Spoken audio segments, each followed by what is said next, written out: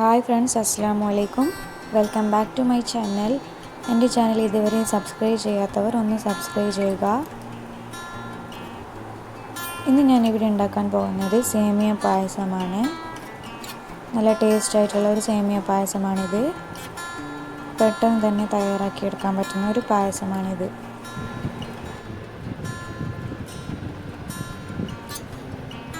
അതിനുവേണ്ടി ഗ്യാസ് അടുപ്പത്ത് ഒരു ചട്ടി എടുത്ത് വെച്ച് ഇതിലേക്ക് 4 ടേബിൾ സ്പൂൺ നെയ്യ് ഒഴിച്ച് കൊടുക്കാം. ഞാനിവിടെ എടുത്തിട്ടുള്ളത് മിൽമയുടെ നെയ്യാണ്.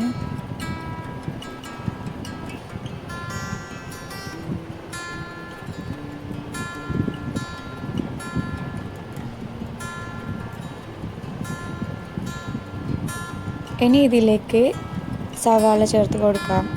ഒരു ചെറിയ സവാളയുടെ ഒരു പകുതി കഷ്ണം ചെറുതായി അരിഞ്ഞതാണിത്. ഇതിലേക്കിട്ട് ഇതിനൊന്ന് വഴറ്റിയെടുക്കാം. ഇത് ചെറുതായി വഴറ്റി വരുമ്പോൾ ഇതിലേക്ക് ഉണക്കമുന്തിരി ചേർത്ത് കൊടുക്കാം.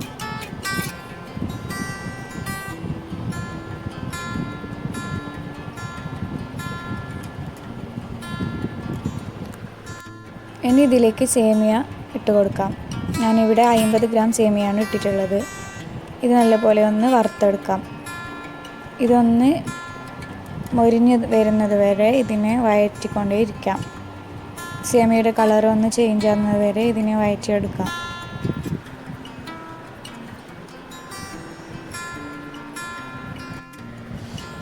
ലോ ഫ്ലെയിമിലിട്ടാണ് ഇത് വഴറ്റിയെടുക്കേണ്ടത്. മീഡിയം ഹൈ ആയാൽ ഇത് കരിഞ്ഞു പോകാൻ ചാൻസ് ഉണ്ട്. അതുകൊണ്ട് ലോ ഫ്ലെയിമിലിട്ട് ഇതിനെ വഴറ്റിയെടുക്കേണ്ടത്.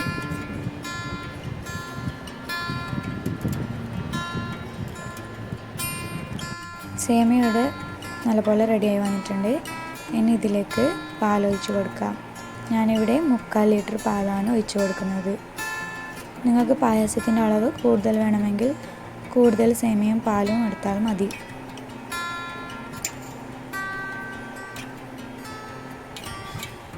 ഇത് നല്ലപോലെ ഒന്ന് ഇളക്കിക്കൊണ്ടേ ഇരിക്കാം.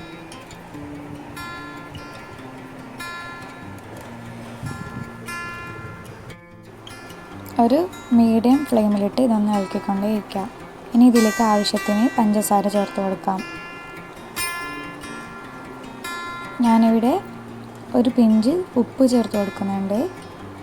പായസത്തിൻ്റെ മധുരം ഒന്ന് ബാലൻസ് ചെയ്യാൻ വേണ്ടിയിട്ടാണ് ഒരു പിഞ്ച് ഉപ്പ് ചേർത്ത് കൊടുക്കുന്നത്.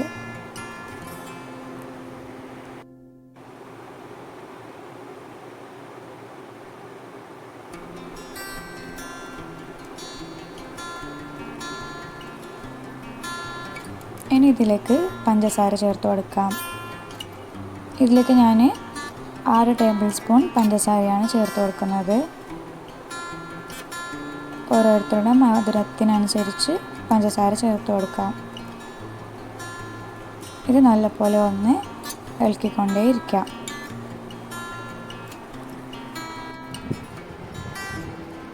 ഇതൊന്ന് ഇളക്കി കൊടുക്കാം. ഇനി ഇതിലേക്ക് ഒരു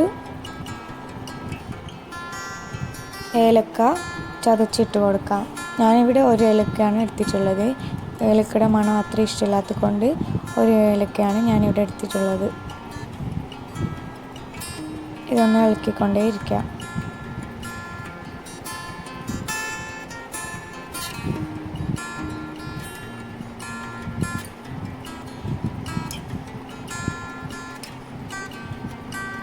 ഇതൊന്ന് തിളച്ച് വരുന്നത് വരെ ഇങ്ങനെ ഇളക്കിക്കൊണ്ടേ ഇരിക്കാം. പായസം ഇവിടെ നല്ലപോലെ തിളച്ച് വന്നിട്ടുണ്ട്. ഇതൊന്ന് കുറുകി വരുന്നത് വരെ ഒന്ന് ലോ ഫ്ലെയിമിലിട്ട് വെക്കാം.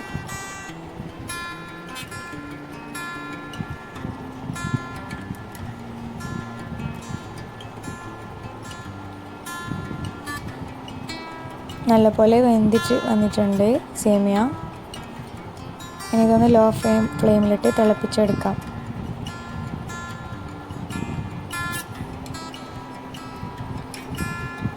ഇനി ഇതിലേക്ക് അവസാനമായിട്ട് മിൽക്ക് മെയ്ഡ് ചേർത്ത് കൊടുക്കാം. 1 ടേബിൾ സ്പൂൺ മിൽക്ക് മെയ്ഡാണ് ഇതിലേക്ക് ഇട്ട് കൊടുക്കുന്നത്.